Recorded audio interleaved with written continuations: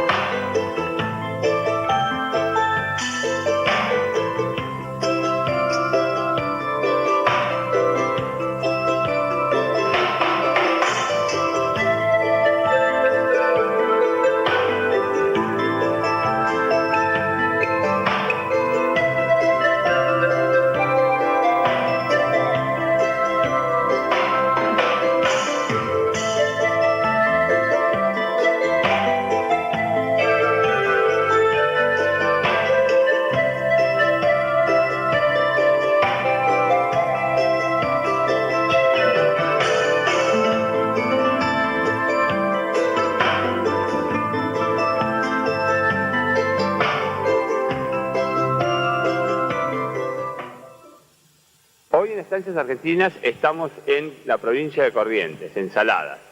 Esta es la estancia Muchas Islas de la familia Mantilla. Vamos a conocerla.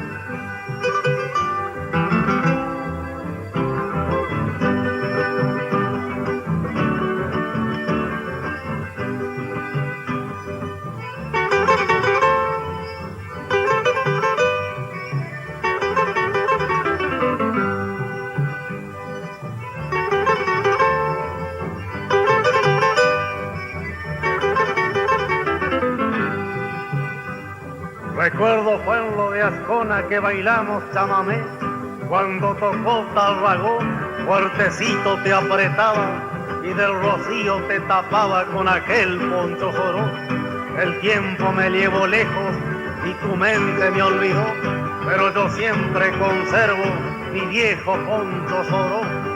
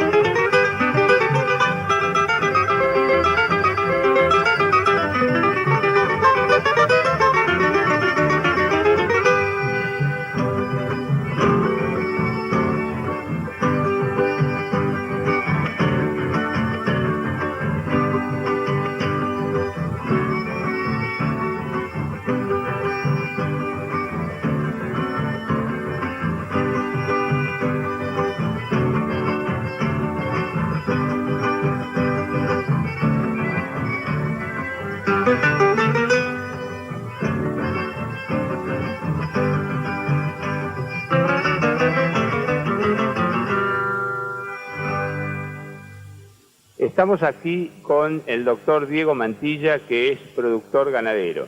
¿Hace cuántos años que está en la familia Mantilla este campo? Bueno, este campo está con nosotros desde 1676. Hace 320 años cumplimos en noviembre.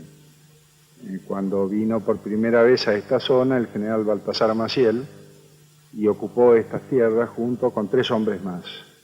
Roque Hernández, Gaspar Fernández y el otro no me acuerdo mucho. Y después al final, 40 años después, esas tres partes se agregaron a la de Gaspar Maciel y bueno, hasta hoy en día siguen todavía en la familia. O sea, los Mantilla son relativamente nuevos, tienen solo ¿cuántas generaciones? 5 generaciones en este campo, es decir, los Mantilla tenemos más generaciones en Corrientes, pero en este campo sí somos nuevitos, 5 generaciones. ¿Y en Corrientes cuántos años? Y el primer Mantilla viene a Corrientes a mediados de 1700 como alcalde de la Santa Hermandad de la Inquisición, es decir, un nombre muy simpático. Fue inclusive juzgado porque nunca hubo ningún arresto ni nada por parte de él. Y bueno, desde 1760 que vino acá estamos y seguimos firmes acá. Decime, acá estaban los guaraníes, contame de ellos, ¿hasta dónde llegaban ellos? Bueno, el guaraní es un poco la raza madre que estuvo acá en Corrientes, pero específicamente en este campo no, porque en esta zona, hasta el sur de la provincia, poniendo como límite lo que podrían ser los esteros de Liberá, predominaban más los charrúas. Inclusive en este campo había una reducción charrúa, porque eran famosos como domadores y como amansadores de ganado chúcaro. Eran muy buenos peones de campo los que se amansaron. Y los guaraníes estaban más bajo el mando de los jesuitas, en lo que podría ser la zona de las misiones. Si nosotros trazáramos una frontera ilusoria que podría ser todo el Liberá, de Liberá hacia Misiones, al Guairá, al Paraguay y al Brasil, esa era la zona guaraní específica. Acá había otro tipo de tribus y los charrúas específicamente en esta zona. ¿El charrúa es derivado del guaraní?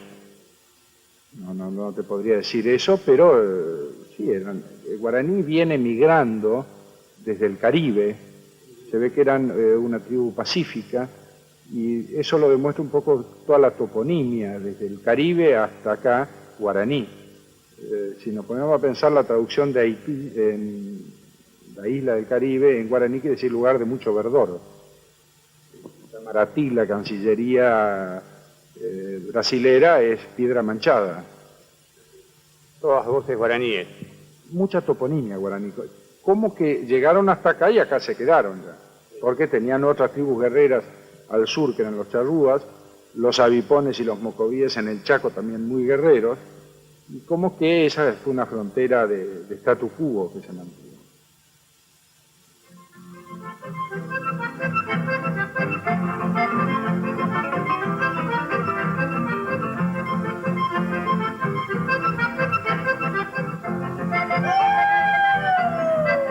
En mis tiempos de tropero muchos caminos crucé, montando en mi pangaré con padrón y coscojero. Siempre llegaba primero en las carreras cuadreras y en bailantas orilleras fiel me solía esperar que saliera bien caú cuando empezaba a aclarar.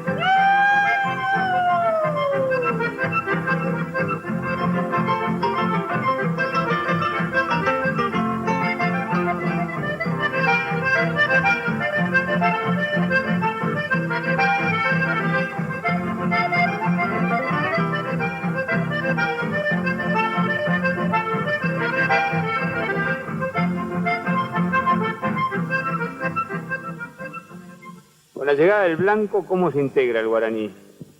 Bueno, yo creo que se integran en todo lo que fue la conquista española, se cruzaron. Es decir, no nos ceguemos, los españoles vinieron acá y se sentían solos. Y bueno, esa integración se fue dando. Si uno mira las fotografías de principio de siglo, de fin de siglo pasado, del hombre de campo correntino, tiene todavía mucho rasgo indígena, que con el tiempo se van diluyendo o mezclándose. Sí, en Asunción parece que era ahí se integraban bastante. Bueno, en Asunción está el famoso informe del obispo en donde la define como el paraíso de Mahoma, es decir, el Karim, porque el paraíso de Mahoma es mujeres que no envejecen, vinos que no emborrachan. Dice que era tal el jolgorio que había en Asunción que el obispo lo define como el paraíso de Mahoma. Y bueno, y había que trabajar, así que vinieron para el sur, desde Asunción, toda la civilización en Argentina, mayormente de ese lado vino por Asunción. Y así llegaron a Corrientes, ¿cómo? Bueno, el último adelantado, Juan Torres de Vera y Aragón, en 1588, decide fundar en la confluencia de los dos ríos en la costa alta una ciudad como para controlar la navegación, es decir, a través de Asunción, Santa Fe y Buenos Aires al sur, y esta nueva ciudad que la bautizó como San Juan de Vera, que era el nombre de la ciudad, era Vera, ubicada en las 7 Corrientes. Y la historia quiso que al final su nombre original se perdiera y quedara su ubicación geográfica Corrientes. Y después vinieron con ganados y poblaron Hernandarias, ¿eh? Bueno, la expedición que vino a fundar vino una expedición fluvial al mando del adelantado Juan Torres de Vera y Aragón y una expedición por tierra comandada por Hernandarias, Hernando Arias de Saavedra, que fue el que trajo los primeros ganados acá. También hubo una introducción de ganados en la costa del Uruguay por parte de los jesuitas, también trajeron desde Chuquisaca y de Charcas y del norte, y hubo porque el sistema de ganadería que hubo acá era en la ciudad de Corrientes, el ganado era del común. El término del común es que era de todos. Era administrado por el cabildo, que designaba un juntador de hacienda para o faenar o sacar los cueros y amansarlo, que se mantuviera manso. Esos administradores primeros fueron muy abandonados en su cargo, a tal punto que hubo reclamo del cabildo y remoción de los administradores. Y se tuvo que traer a Alonso de Vera, otra nueva tropa de hacienda, para poblar. Ese otro ganado se hizo cimarrón con la reproducción conocida de la gran cantidad de hacienda que había en esta zona. Había así como más al sur vaquerías y se cazaban vacunos salvajes. Bueno, antes que en el sur, acá ya estaba la institución de la vaquería, es decir, era una autorización de faena que se hacía a un grupo de personas. Estos cazaban los animales salvajes, le sacaban el cebo, la grasa y los cueros. Estas vaquerías eran muy móviles, además presentaban problemas de peleas y de guerras, por cuanto competían mucha gente de Santa Fe y de Buenos Aires que venía de esta zona.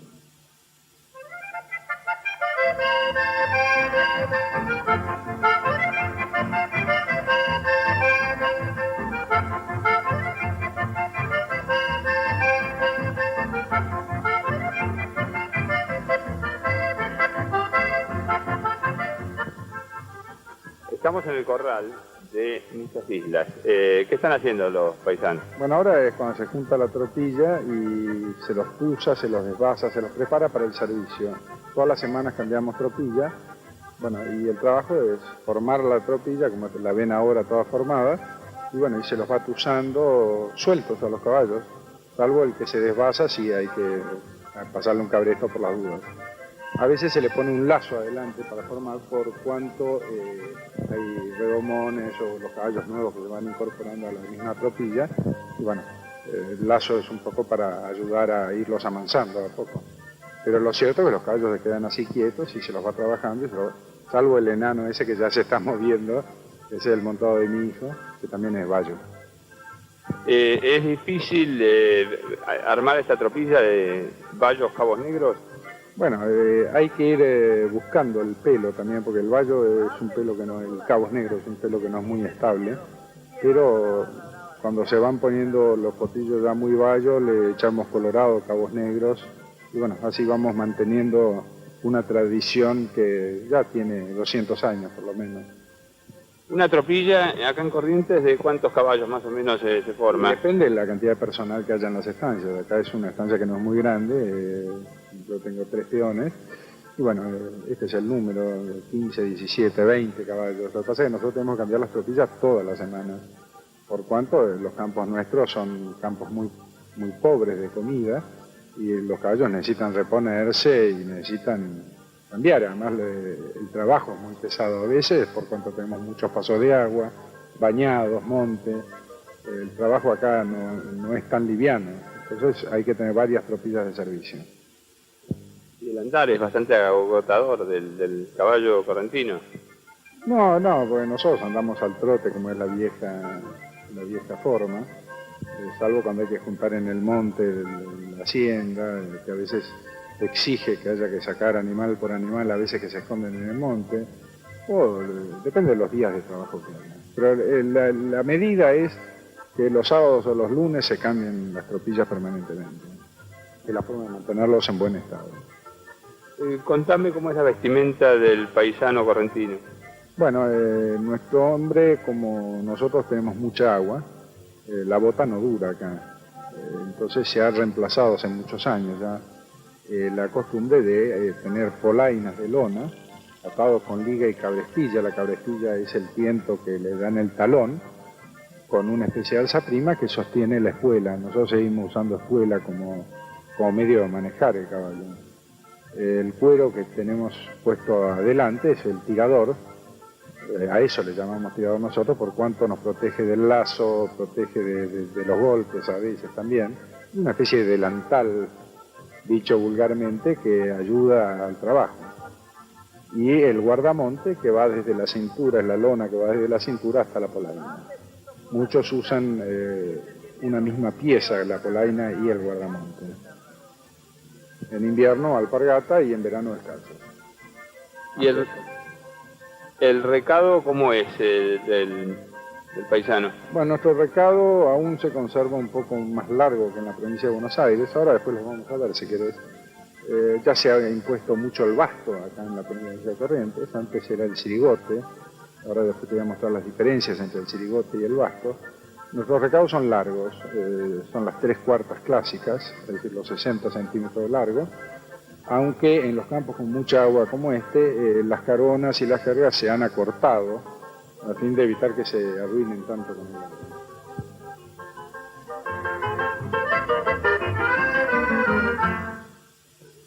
Bueno, me vas a dar un mate, esa yerbera.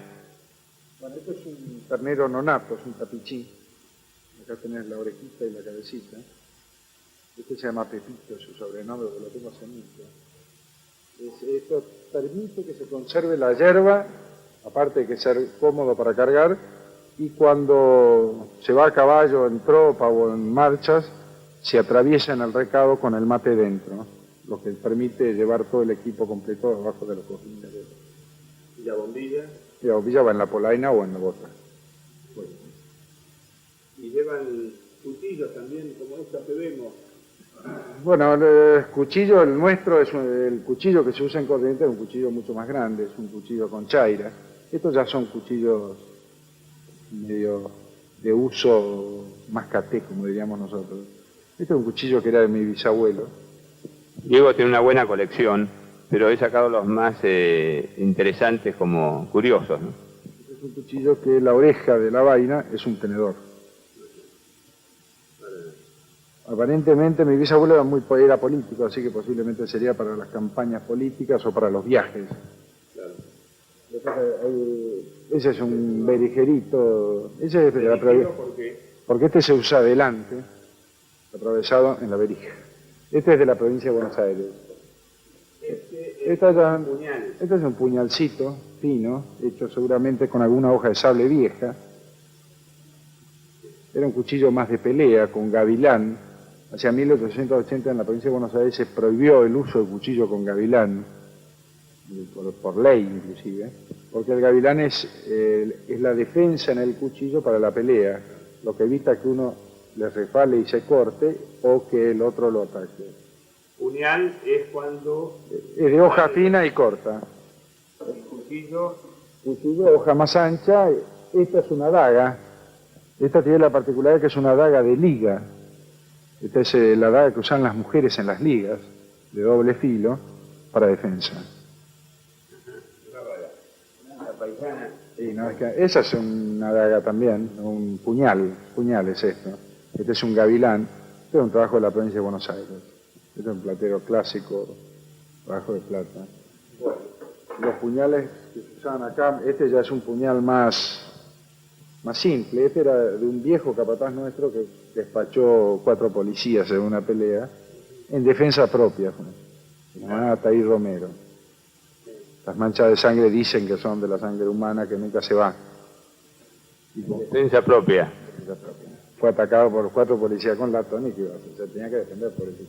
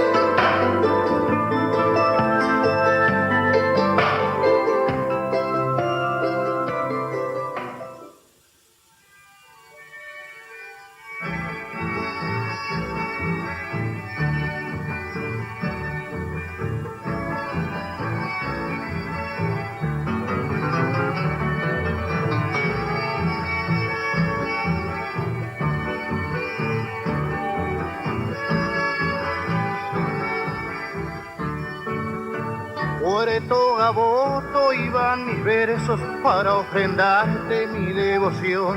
Pueblito lindo, pueblito alegre, vengo a cantarte de corazón. tus muchachadas y tus guainitas, tu viejo puerto no olvidaré, donde he pasado bellos momentos, pueblito gancho de Santa Fe. Por toda voto a ti mi canto, pues hoy tu encanto me hace soñar, pues a tu vera por vez primera, a una guainita yo supe amar.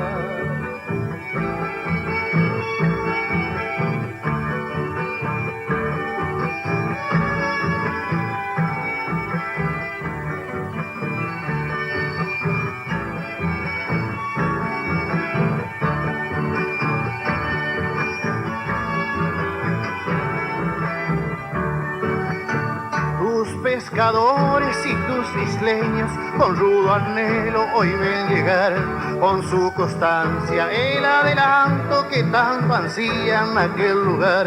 Club Deportivo Crucito Gaucho, donde sonido el chamamé. Quiero que sepas que tus recuerdos jamás ya nunca lo olvidaré. Por toda voto a ti mi canto, pues hoy tu encanto me hace soñar, pues a tu vera por vez primera, a una guainita yo supe amar.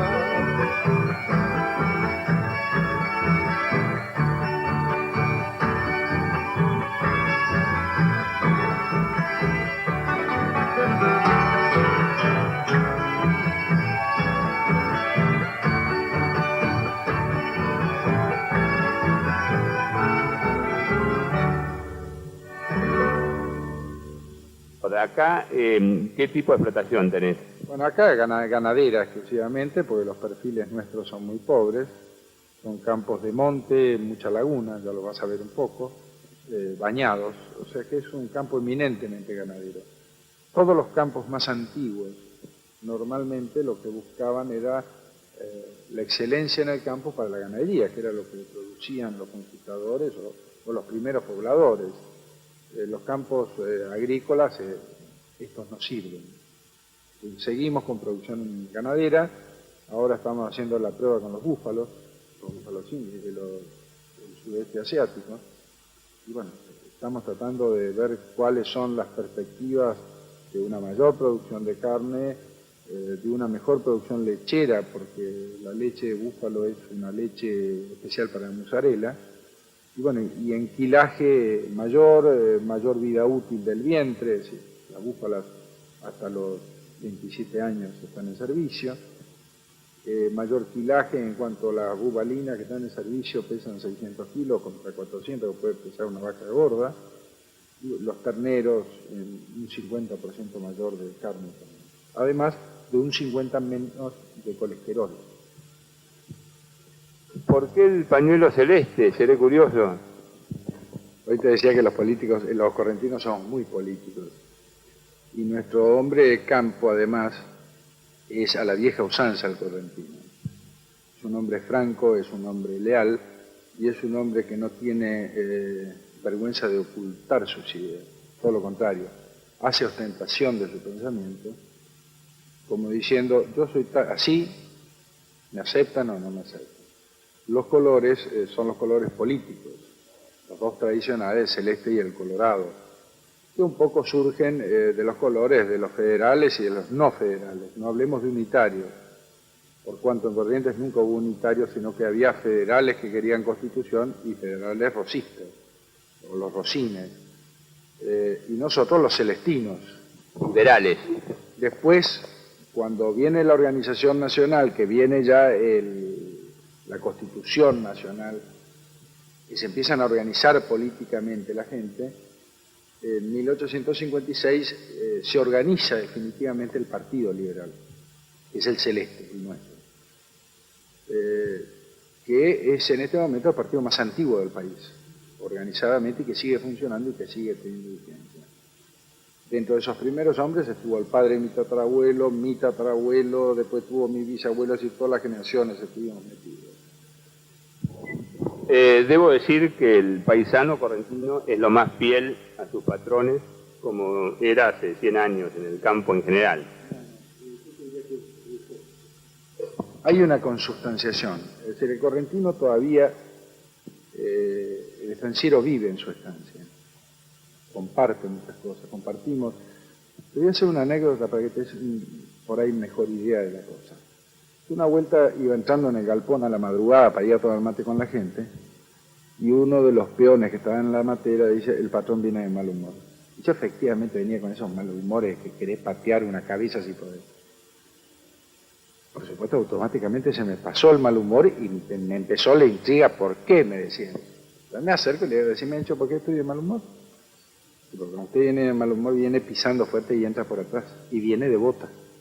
En cambio, cuando usted está normal, anda de polaina o descalzo y no viene pisando fuerte. Y efectivamente, y le digo: ¿cómo me conoces tanto? Mi patrón me dice: antes de amanecer ya estamos juntos, hasta que oscurece. Lo conozco a usted más que a mi familia y usted me conoce a mí más que a mi familia. Pasa que hay una consustanciación en muchas cosas. Es decir, yo me siento respaldado por mi gente y mi gente se siente respaldado por mí.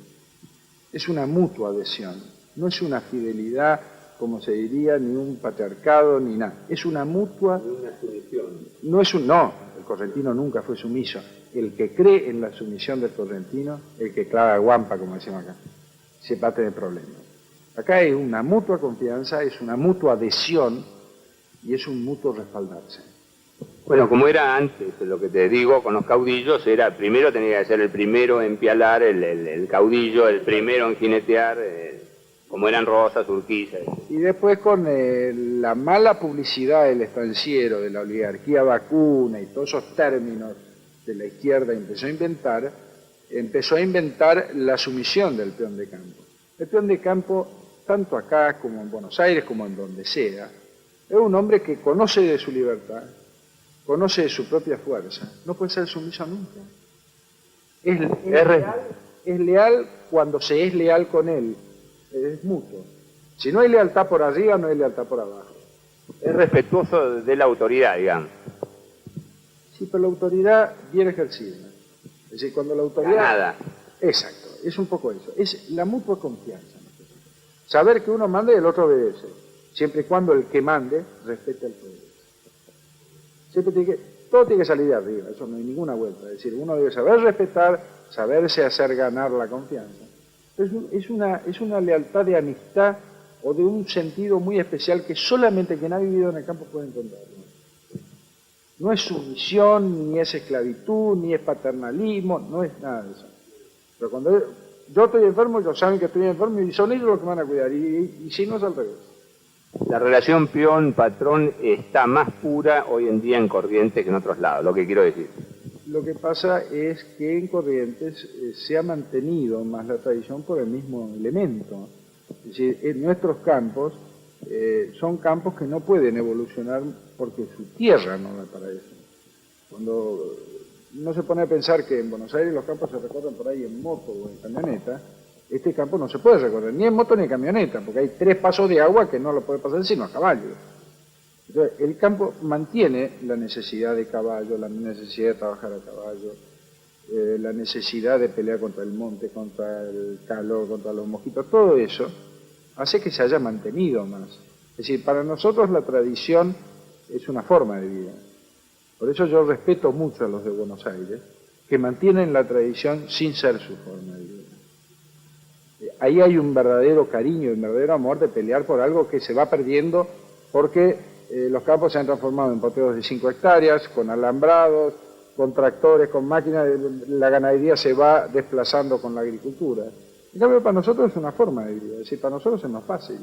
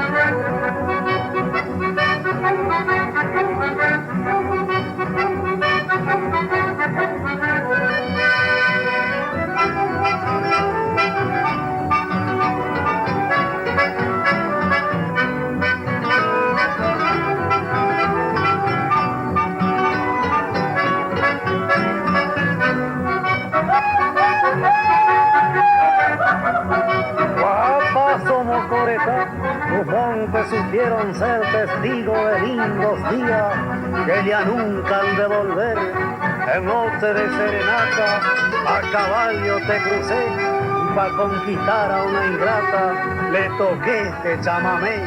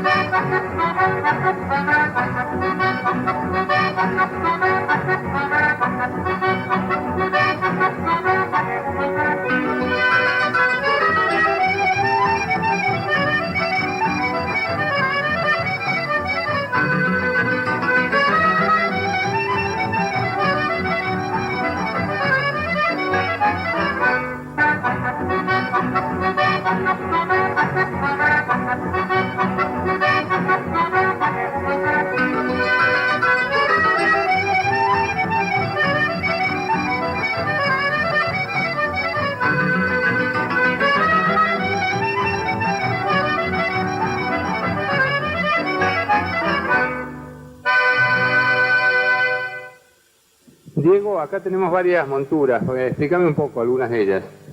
Bueno, mira, este es el recado el más clásico, es decir, este recado fue el recado criollo que se usó hasta 1840, 1850, con velas de cabezadas muy chicas y muy sencillo, muy simple, te podría decir. Este fue reemplazado en su uso clásico por el sirigote, que es el recado de dos cabezas, con dos cabezas ya más altas, y esto podría hablar hasta casi fin de siglo, como de uso muy común o uso generalizado, para después pasar al malabrigo de la montura correntina, que es ya con una cabeza alta y un espaldar redondo. Esto es lo que se llamó la montura correntina o malabrigo. ¿Por qué tan alta atrás? Dependía del modelo, porque allá, por ejemplo, hay un malabrigo que es de cabeza más baja, dependía de cabeza mucho más baja. Este ya es con un asiento bajo y una cabeza más chica. Dependía del uso del consumidor. Hay también sirigotes de cabezas muy altas. Eso era más común. Después ya entró al uso del basto, pero estos son los que se han usado acá hasta no hace mucho tiempo. Todavía hay mucha gente que sigue usando ya los comunes, te digo, sin cabezada de plata, como son estos. El sirigote, que es el que más cómodo, por lo menos, para los que seguimos usando esto.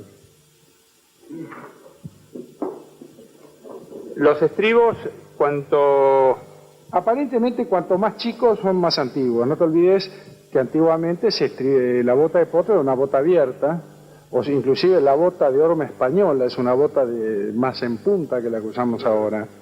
Este estribo campana, por ejemplo, era de mi tatarabuelo. O sea, tenés que hablar de 1820, 1830 en adelante. Estos son los estribos del recado aquel. tenemos dos mosquetones acá de la época de la guerra con el Paraguay. ¿Cómo era la diferencia entre uno y otro? Bueno, yo lo que te mostraba es que uno de esos fusiles a avancarga tiene el sistema Whiton, que es un sistema que le permitía a un fusil de avancarga a chispa transformarse en retrocarga, o sea, cargarlo con bala, lo que le daba una velocidad de recarga mucho mayor. Esos sistemas Whiton eran los que traían las tropas paraguayas cuando la invasión de 1865, y los otros de los que tenían nuestras fuerzas, que se habían juntado, además, a Pedernal, más antiguos, es decir, se habían rejuntado todas las armas que había en la zona de todas las guerras civiles, todas armas viejas, y bueno, con esas armas se enfrentó a un ejército que traía muy buenas armas. Estaba mucho mejor equipado el paraguayo. Bueno, no solo mejor equipado, por la costa del Paraná desembarcaron 15.000 hombres, y por la costa del Uruguay venía una columna de 10.000 hombres, o sea, Habían entrado en territorio correntino 25.000 hombres bien armados y bien preparados. Y nosotros teníamos acá, hasta la llegada de las tropas de Buenos Aires, 5.000 hombres bajo armas.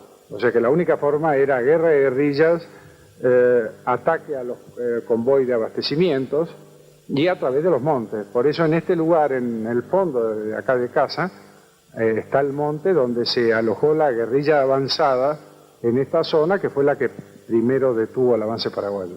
¿Esta reja a qué corresponde? Este era el mostrador y la reja de la vieja pulpería acá de Saladas, un viejo almacén de ramos generales, donde estaba el mostrador para todo lo que era almacén y después tenía su mostrador de bar. Esta reja tiene la característica de toda reja de pulpería, que es la medida del puño. Esto impedía que cualquiera te pudiera robar un vaso o robarte una botella. Pero vas a sacar esto. ¿Ves? Se te traba. Porque el pulpero, cuando te pasaba el vaso, lo pasaba así. Lo vos agarrabas.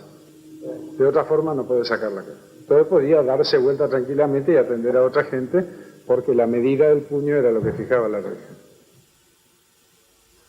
Y acá tenemos el libro que está por editar, o te están por editar. Estoy en la intentona de editar los 320 años de la familia acá. Bueno, en el prólogo está un poco el espíritu, lo que yo quiero infundirle a mis hijos, un poco que el renacimiento del espíritu del estanciero, tan alicaído en el concepto público, ese espíritu combativo, creador, el espíritu que en la lucha se endurece, que se emociona con una flor o con el beso de una guaina.